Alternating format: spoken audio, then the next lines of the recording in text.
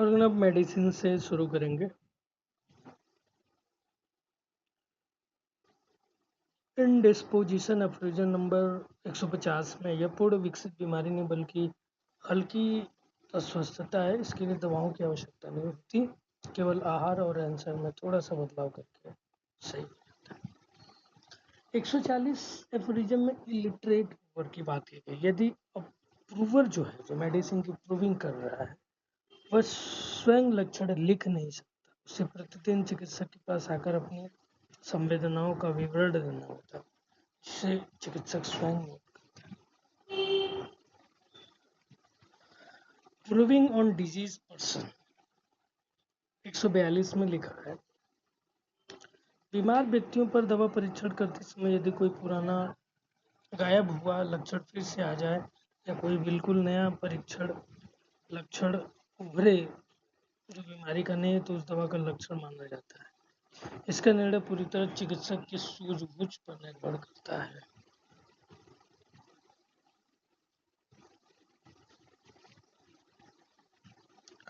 Drug proving dose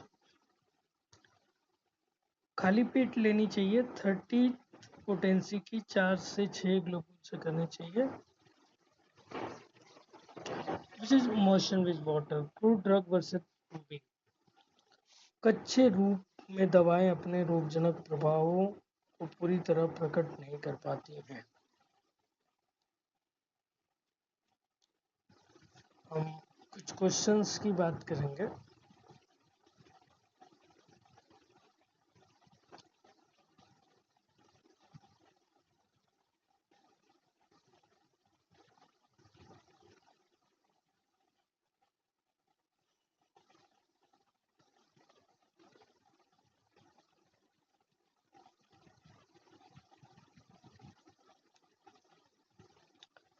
Which of the following is a water related disease? Cholera. Classification को study करते हैं। Water borne disease जो जल दूषित पानी से होता है, जैसे cholera, typhoid. Water washed disease जो व्यक्तिगत स्वच्छता और पानी की कमी के कारण, जैसे scabies, trachoma. Water based disease जलीय जीवों के माध्यम से, जैसे schistosomiasis. Schistosomiasis. Water related insect vector पानी में पनपने वाले मच्छरों द्वारा, जैसे येलो फीवर, डेंगू।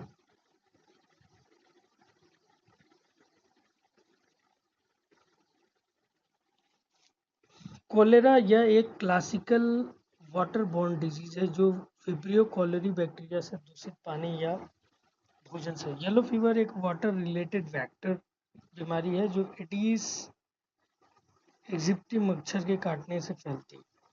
स्कीबीज ये वाटर वॉश डिजीज है। डिसेंट्री ये भी वाटर बोर्न है, लेकिन कोलेरा को पेडोमोलाज्मा में प्राथमिक जलजनित रोग। वॉल्फिन duct remnant in female,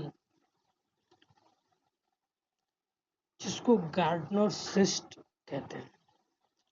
gardener cyst भ्रूण के विकास के दौरान पुरुषों में वॉल्फियन डक्ट से पुरुष जंजांग बनता है। महिलाओं में यह डक्ट नष्ट हो जाती है, लेकिन कभी कभी इसका कुछ हिस्सा योनि की दीवार में रह जाता है, जिसे गार्डनर डक्ट रेमिनेंट कहते हैं। जब इसमें फ्लूइड भर जाता है तो इसे गार्डनर सिस्ट कहा जाता है।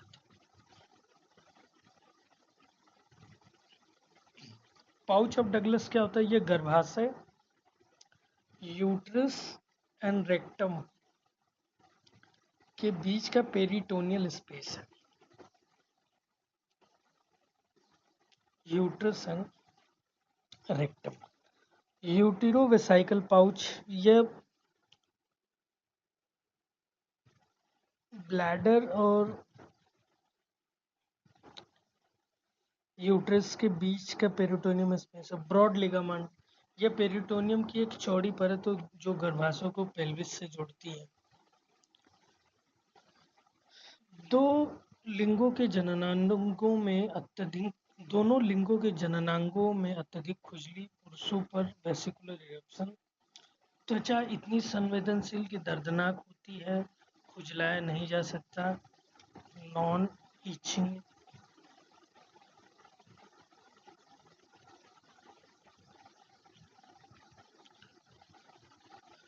त्वचा में तीव्र खुजली,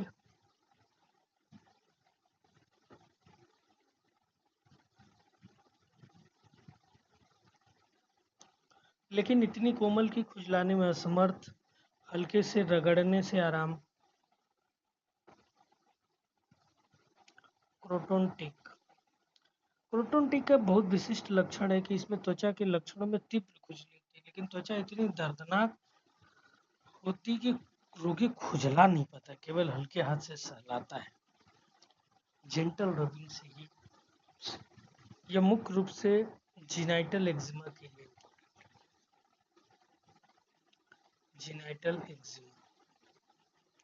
ग्रेफाइटिस, इसमें त्वचा रूखी होती है, फटी हुई होती है और उसमें शहद जैसा छिपछिपा एक्सुडेशन निकलता है। नाइट्रोम्यूरिया मुख्य रूप से त्वचा की बेंड सब जॉइंट और हेयर लाइन पर होने वाले एक्जिमा, बेंड सब joints and hair line eczema. Mezereum, इसमें असहनीय खुजली होती है जो बिस्तर की गर्मी से बढ़ती है, तो पेट पपड़ी के नीचे मवाद बनता है। Which of the following is not associated with primary hypothyroidism?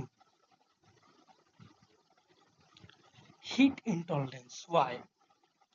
Hypothyroidism में शरीर का मेटाबॉलिज्म धीमा हो जाता है, जिसमें शरीर में गर्मी कम बनती है, इसलिए मरीजों को ठंड ज़्यादा लगती है। Cold intolerance, heat intolerance hyperthyroidism का। वेट गेन होता है इसमें, ब्रेडिकार्डिया, थायराइड हार्मोन की कमी से ब्रेडिकार्डिया होता है, लेस देन 60 बीपीएम होता है। महिलाओं में थायराइड की कमी के कारण मासिक धर्म ब्लीडिंग होती है, मेनोरेजिया होता है। डायरिया ड्यूरिंग और आफ्टर मेंसेस,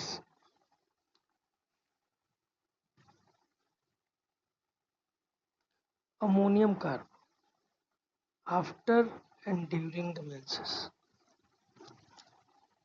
अमोनियम कार्ब के मुख्य लक्षणों में मासिक धर्म के दौरान हैजा जैसे लक्षण या दस्त और उल्टी होना शामिल है। विकल्प में अमोनियम म्यूर भी समाधान में दिया गया, लेकिन अमोनियम कारक करीबी।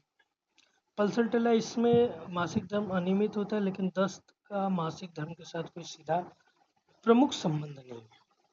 बोविस्टा, इसमें मासिक धर्म केवल रात में होता है। Bovista, menses at night only.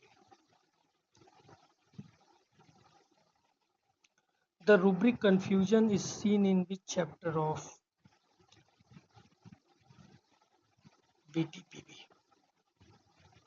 Intellect.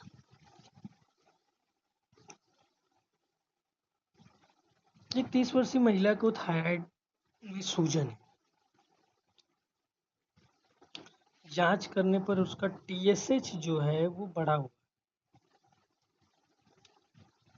Post operative report में लिम्फोसाइट इन्फिल्ट्रेशन और हर्थल सेल देखे गए। लिम्फोसाइट इन्फिल्ट्रेशन और हर्थल सेल्स और देयर। इसको हाशिमाटो कहते हैं, हाशिमाटो। ग्रेव्स डिसीज तो हाइपरथायराइडिज्म। यह एक ऑटोइम्यून बीमारी है। काम कारण हिस्टोपैथोलॉजी में दो क्लास है, लिम्फोसिटिक इन्फिल्ट्रेशन और हर्थल sales.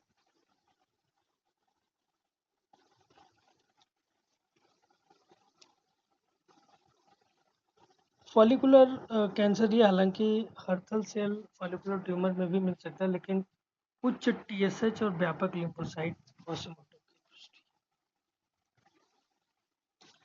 Gentry repertory was gentry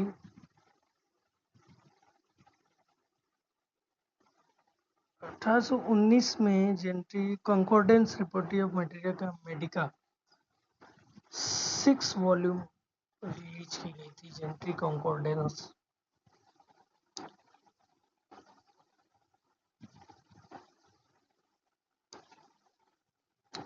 A patient with Cushing syndrome is found to have high ACTH and a no suppression with high dose dexamethasone. What is likely cause?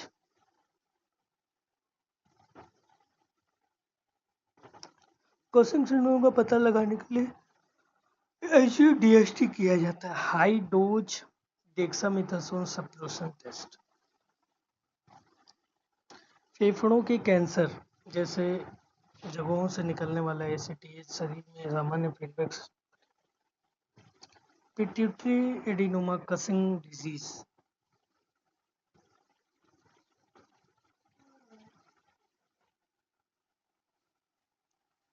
इसलिए high dose dexamethasone से ACTH का स्तर suppress 50% कम होता है।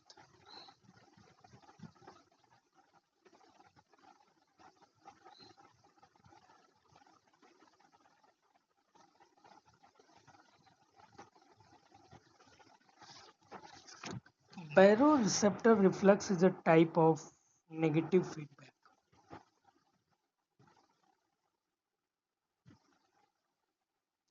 Homeostasis बनाए रखने के लिए शरीर की अधिकांश प्रणालियां नेगेटिव फीडबैक पर काम करती हैं। जब ब्लड प्रेशर बढ़ता है तो कैरोटिड साइनस और ऑर्टिक आर्च में मौजूद carotid sinus and aortic arch